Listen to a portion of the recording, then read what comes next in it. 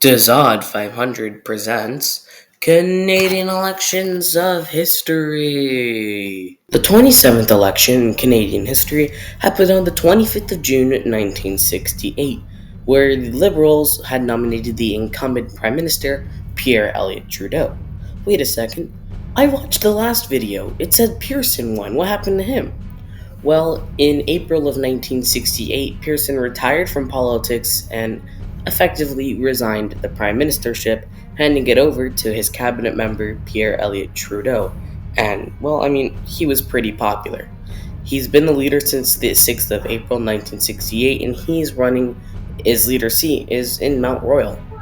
Robert Stanfield is running from the Progressive Conservative Party, and he's been leader since the 9th of September 1967, and he's running from Halifax. The Social Credit Party, which for some reason has not gone away, is nominating A.B. Patterson, who's been the leader since the 9th of March 1967, and I'm really happy that it isn't frickin' Robert Thompson. And he's running from Fraser Valley, and he also ran in Fraser Valley East, but he did lose that one. The New Democratic Party, or the NDP, is sticking with Tommy Douglas, who's been leader since the 3rd of August 1961. And he's running in Burnaby Coquitlam, and he also ran in Burnaby Seymour, but he did lose that one. And the Social Credit Party, but a name in French, that's what I like to call it anyways, Réellement Crediste Party, Réal Couette, who's been the leader since the 1st of September 1963, and he's running in Témiscamingue.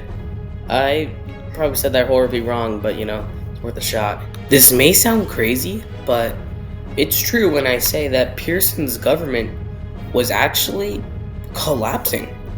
In February 1968, the government nearly fell before this election could even take place when it was unexpectedly defeated on a tax bill.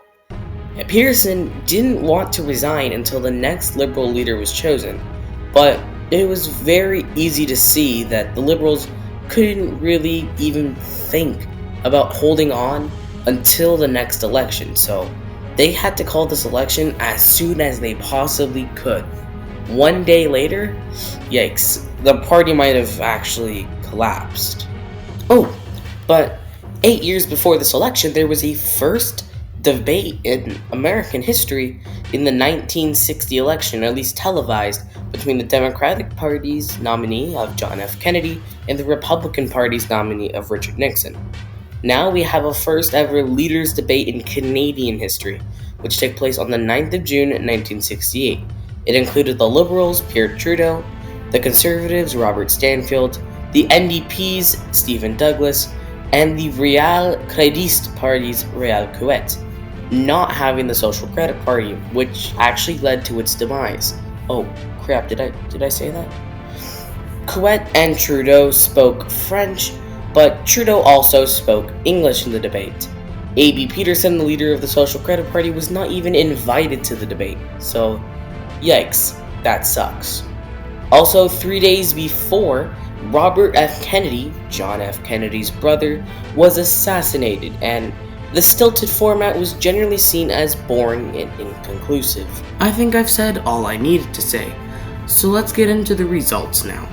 There were 264 seats in the House of Commons and 133 needed for a majority, and according to the 75.7% of people who turned out to vote, the winner would get 3,686,801 votes, only good enough for 45.37% of the popular vote, but good enough for a majority of 154 seats. The winner would be the very popular Pierre Elliott Trudeau, who would remain as Prime Minister.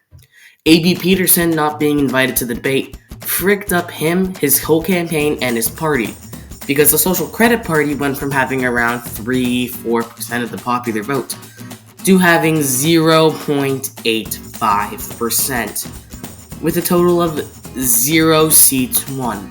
This would be the worst the Social Credit Party ever performed, and actually, he was so bad, the Social Credit Party essentially collapsed. Not entirely, but essentially.